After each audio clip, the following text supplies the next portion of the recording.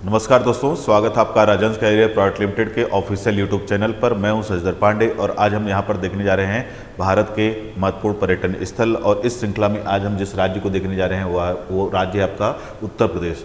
तो आइए देखते हैं उत्तर प्रदेश में कौन कौन से महत्वपूर्ण स्थान हैं जो ऐतिहासिक और धार्मिक और अन्य दृष्टिकोण से महत्व रखते हैं और उनसे कभी न कभी किसी न किसी परीक्षा में कोई न कोई प्रश्न अवश्य बनता हुआ दिखा है। तो सबसे पहला जो स्थान एक हमने जो लिया है वो है भारत माता मंदिर। आपने सुना होगा इसके बारे में, भारत माता का मंदिर। एक पहले तो आपको इसका लोकेशन पता होना चाहिए कि ये कहाँ पर है। तो भारत माता मंदिर जो है वो आपको दिखाई देता है उत्तर प्रदेश के एक जिले में और उस जिले का नाम है आपका वाराणसी। तो उत्तर प्रदेश का जो वाराणसी जिला है उसी जिले में हमको लोकेशन दिखाई देती है किसकी, भारत माता का मंदिर। ये जो भारत माता का मंदिर है, पहले हम इसकी विशेषता की बात कर लेते हैं कि ये जो मंदिर है भारत माता का, यहाँ पर कोई मूर्ति वगैरह नहीं है। यहाँ पर भारत जो है, भारत को विभाजन से पहले जो भारत की स्थिति थी भौगोलिक रूप से, उस स्थिति को यानी कि अविभाजित भारत को एक नक्शे के रूप में भूमि पर बनाया गया है या उकेरा गया है। तो आपको ये ध्यान रखना होगा कि ये जो मंदिर है यहाँ पर कोई मूर्ति वगैरह नहीं है, बल्कि इस मंदिर में या इस स्थान में स्वतंत्रता से पहले जो अविभाजित भारत का नक्शा था उसको भूमि पर उकेरा गया है। तो आप यहाँ पर ये जो नक्शा देख रहे होंगे ये वही नक्शा है, उसी मंदिर का नक्शा है जिसमें अविभाजित भारत के नक्शे को दिखाया गया है। और खास बात क्या है इस मंदिर की, तो खास बात यह है कि ये जो मंदिर है इसका उद्घाटन 1936 में महात्मा गांधी के द्वारा किया गया था। तो ये भी आपके लिए महत्वपूर्ण है, ये भी आपके लिए प्रश्न के रूप में इंपॉर्टेंट हो सकता है कि इस मंदिर का उद्घाटन किस महान व्यक्ति के द्वारा या किस व्यक्तित्व के द्वारा किया गया था। तो उनका नाम है महात्मा गांधी। वहीं अगर हम बात करें अगले स्थान की तो वो आपका विश्व प्रसिद्ध काशी विश्वनाथ मंदिर। आप सभी ने इसका नाम अवश्य सुना होगा, काशी विश्वनाथ मंदिर। तो कहाँ पर है, तो ये आप जानते हैं अधिकांश लोग, ये कहाँ पर है, बनारस में यानी कि वाराणसी में। तो उत्तर प्रदेश का जो वाराणसी है वहाँ पर इसकी लोकेशन दिखाई देती है। क्यों प्रसिद्ध है, किस लिए विशेष है, तो उसकी जानकारी भी आपको होनी चाहिए कि ये जो स्थान है यहाँ पर भगवान शिव के 12 ज्योतिर्लिंगों में से एक ज्योतिर्लिंग स्थित है। तो आप सभी को पता है जैसा कि भगवान शिव के हिंदू धर्म के अंतर्गत 12 ज्योतिर्लिंग माने गए हैं, उन 12 ज्योतिर्लिंगों में से एक ज्योतिर्लिंग की जो स्थिति है वो इसी स्थान पर है और उस ज्योतिर्लिंग को कहा जाता है काशी विश्वनाथ का ज्योतिर्लिंग। तो काशी विश्वनाथ जो ज्योतिर्लिंग है वो यहीं पर स्थित है, आपको पता होना चाहिए। तो और उसको विश्वेश्वर ज्योतिर्लिंग के नाम से भी जाना जाता है, ये भी आपको जानकारी होनी चाहिए। अगर बात करें कि ये जो ज्योतिर्लिंग है जिसका नाम है काशी विश्वनाथ का ज्योतिर्लिंग, इस ज्योतिर्लिंग और इस मंदिर को के साथ कई ऐतिहासिक घटनाएं जुड़ी हुई हैं। इसको इतिहास में कई मुस्लिम आक्रांताओं के द्वारा इसको तोड़ा गया है और उनमें से एक बड़ा नाम आपको दिखाई देता है औरंगजेब का। तो औरंगजेब ने भी इसको तुड़वाया था, आपको सभी को पता होना चाहिए।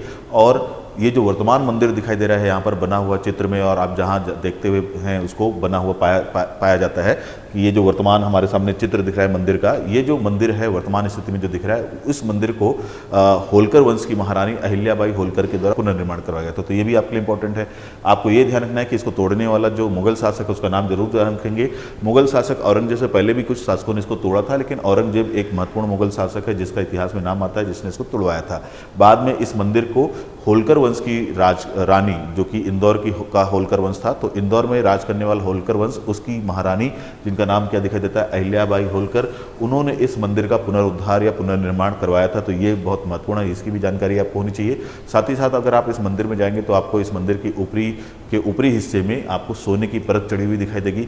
ये जो सोने की परत है इसको चढ़वाने वाले व्यक्ति का नाम है सिखों के महाराजा रणजीत सिंह। तो सिखों के जो शासक हुए, महान शासक, महान राजा महाराजा रणजीत सिंह, उन्होंने इस मंदिर के ऊपरी हिस्से में सोने की परत चढ़वाने के लिए एक तरह से कार्य किया था। तो ये भी आपको ध्यान रखना है कि महाराजा रणजीत सिंह के द्वारा ही सोने की परत चढ़वा गई थी इस मंदिर में। तो ये कुछ ध्यान रखना है। साथ ही साथ ये ध्यान रखेंगे कि वाराणसी का जो काशी विश्वनाथ मंदिर है किस नदी के किनारे, तो नदी का नाम भी आपको याद रखना होगा कि वो गंगा नदी के किनारे है। वही अगर हम बात करें कि अगला जो महत्वपूर्ण स्थान है हमारा उत्तर प्रदेश में वो है अयोध्या। आप सभी इसको जानते हैं। और इसकी लोकेशन किस जिले में है, तो जिला भी वर्तमान में अयोध्या ही दिखाई देता है। किस लिए प्रसिद्ध है, अच्छा ध्यान में ये भी रखेंगे कि अयोध्या इसका वर्तमान नाम दिखाई देता है, साथ ही साथ इसका प्राचीन नाम भी अयोध्या ही दिखाई देता है। लेकिन कुछ हिंदू और जैन ग्रंथों में इसका प्राचीन नाम साकेत भी दिखाई देता है। तो अयोध्या या साकेत एक ही शहर है, ध्यान रखेंगे कौन सा, या तो अयोध्या या साकेत। वर्तमान में अयोध्या ही दिखाई दे रहा है लेकिन इसका प्राचीन एक नाम साकेत भी दिखाई देता है। तो ये भी आपको जानकारी होनी चाहिए। अगर बात करें किस लिए प्रसिद्ध है, तो आप सभी को पता होना चाहिए कि हिंदू धर्म का ये एक बहुत ही महत्वपूर्ण धार्मिक स्थान है जिसको हिंदू धर्म के लोग भगवान श्री राम का जन्मस्थली के रूप में मानते हैं और उसकी पूजा करते हैं। तो भगवान श्री राम की जन्मस्थली है ये, कौन सी जगह, अयोध्या। और जैन धर्म के लिए भी एक महत्वपूर्ण धार्मिक स्थान है क्योंकि जैन धर्म के लोग ये मानते हैं, जैन धर्म की ये मान्यता है कि उनके 5 तीर्थंकरों को यहीं पर एक तरह से उनका जन्म हुआ था। तो जैन धर्म से संबंधित जो 5 तीर्थंकर हुए हैं, तो जैन धर्म में आपको टोटल पता होना चाहिए कि 24 तीर्थंकर हुए हैं, उनमें से 5 तीर्थंकर तीर्थंकरों की जो जन्मस्थली है वो यही साकेत नगरी या अयोध्या नगरी बताई गई है। तो ये भी आपको एक जानकारी होनी चाहिए, ये भी आपको महत्वपूर्ण साबित हो सकता है। वहीं अगर हम बात करें अगले महत्वपूर्ण स्थान की, तो वो स्थान आपको दिखाई देता है मथुरा व वृंदावन। इसका भी नाम आप सभी ने सुना होगा। मथुरा व वृंदावन किस जगह पर है, किस जिले में है, इसकी लोकेशन तो हमको दिखाई देता है कि उत्तर प्रदेश का जो मथुरा जिला है उस मथुरा जिला में इसकी लोकेशन हमको दिखाई देती है। किसकी? मथुरा और वृंदावन दोनों की लोकेशन एक ही जगह पर है। मथुरा और ये वृंदावन जो स्थान है, आप सभी जानते होंगे कि जो भगवान श्री कृष्ण हैं उनको मानने वालों के लिए बहुत पवित्र स्थान है और उनसे संबंधित स्थल है। कौन सा? मथुरा और वृंदावन। ऐसा माना जाता है कि मथुरा उनकी जन्मस्थली है और वृंदावन जो है वहाँ पर उनका लालन पालन और पोषण हुआ था। तो ये आपको ध्यान रखना होगा। और यहाँ पर अनेक ऐतिहासिक मंदिर हैं और धार्मिक मंदिर हैं, ये भी आपको जानकारी होनी चाहिए।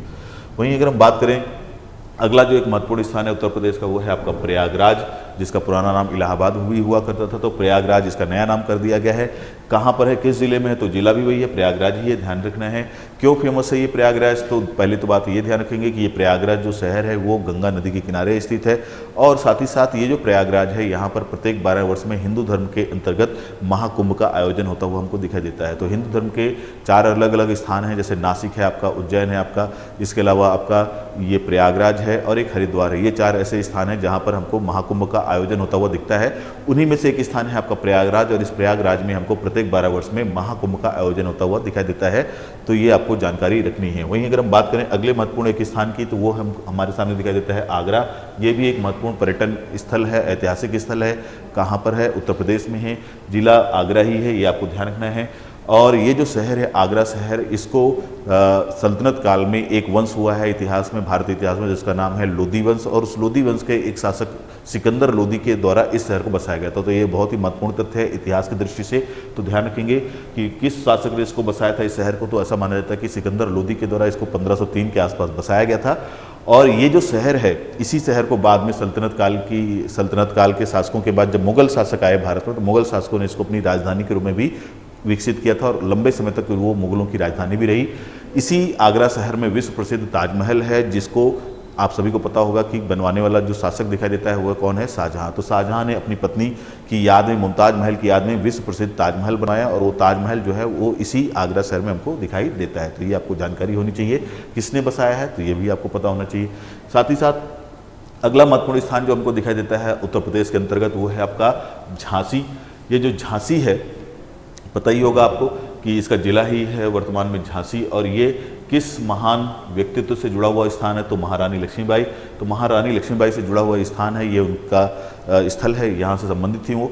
और ये जो झांसी है ये 1857 के विद्रोह से संबंधित एक महत्वपूर्ण स्थान है। इसी स्थान से महारानी लक्ष्मीबाई ने अंग्रेजों के विरुद्ध 1857 के विद्रोह में नेतृत्व संभाला था। तो ये आपको ध्यान रखना है। इस वजह से इसकी अपनी एक ऐतिहासिकता है, इसका ऐतिहासिक महत्व है, ये आपको ध्यान रखना होगा। इसके अलावा अगर हम बात करें कि अगला जो एक महत्वपूर्ण स्थान दिखाई देता है हमको उत्तर प्रदेश में, वो है आपका फतेहपुर सीकरी। ये जो फतेहपुर सीकरी है, इसके बारे में भी आप में से अधिकांश लोगों ने सुना होगा। पहले तो आपको ध्यान रखना होगा कि किस जिले में है। तो इसकी जो लोकेशन हमको दिखाई देती है वो उत्तर प्रदेश के आगरा जिले में दिखाई देती है। लेकिन अगर इसके ऐतिहासिक महत्व की बात करें तो ये आपको जानकारी होनी चाहिए कि जो ये फतेहपुर सीकरी जो शहर है, इस शहर को बसाने वाला जो शासक है या जो व्यक्ति है वो हमको दिखाई देता है मुगल शासक अकबर। तो मुगल शासक अकबर के द्वारा इस शहर को बसाया गया था। क्यों बसाया गया था? तो ऐसा माना जाता है कि उसने जो अपनी गुजरात विजय हासिल की थी, जब उसने गुजरात के ऊपर आक्रमण किया, गुजरात के ऊपर एक अभियान किया और उस अभियान में उसको विजय हासिल हुई। तो अपनी गुजरात विजय की याद में अकबर के द्वारा आगरा के पास एक शहर बसाया गया या एक महल बनवाया गया, उसी को कहा जाता है क्या? फतेहपुर सीकरी। तो ये आपको ध्यान रखना है कि किसने बसाया है इस शहर या इस महल को। तो वो है मुगल शासक अकबर। किस वजह से बसाया, किसकी याद में बसाया? तो याद रखना है कि जब उसने गुजरात को जीता था तो उसकी याद में उसने इस महल या इस किले का निर्माण करवाया था। और इसी फतेहपुर सीकरी के महल या किले में ही आपको दिखाई देगा कि अकबर के द्वारा एक विशाल दरवाज़ा बनवाया गया था, जिसको बोला जाता है बुलंद दरवाज़ा। और ये जो बुलंद दरवाज़ा आपको दिखाई भी दे रहा होगा, ये दरवाज़ा आज भी विश्व का सबसे ऊँचा दरवाज़ा माना जाता है।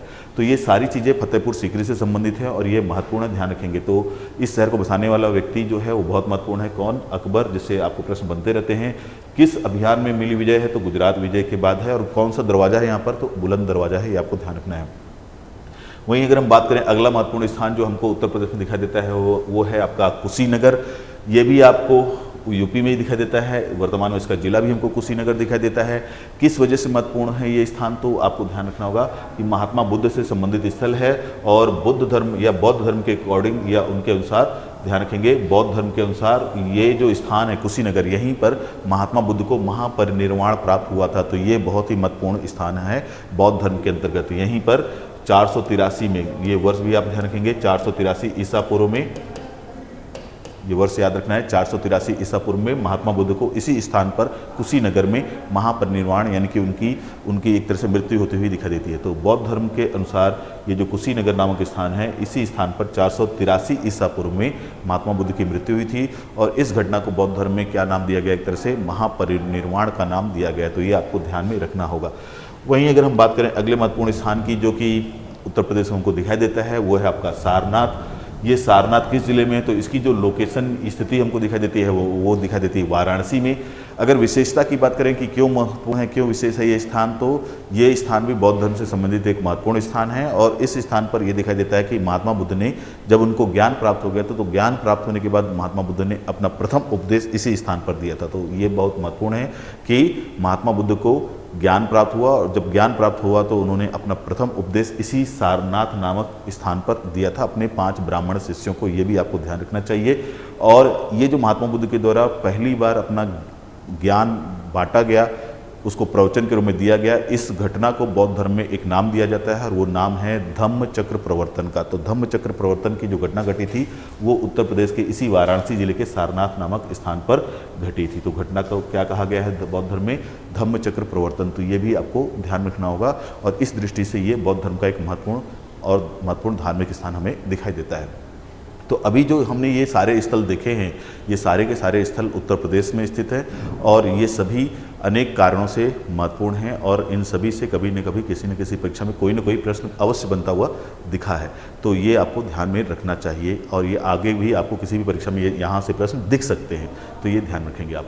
तो आज के इस वीडियो में केवल इतना ही, मिलते हैं अपने अगले वीडियो में, तब तक के लिए धन्यवाद।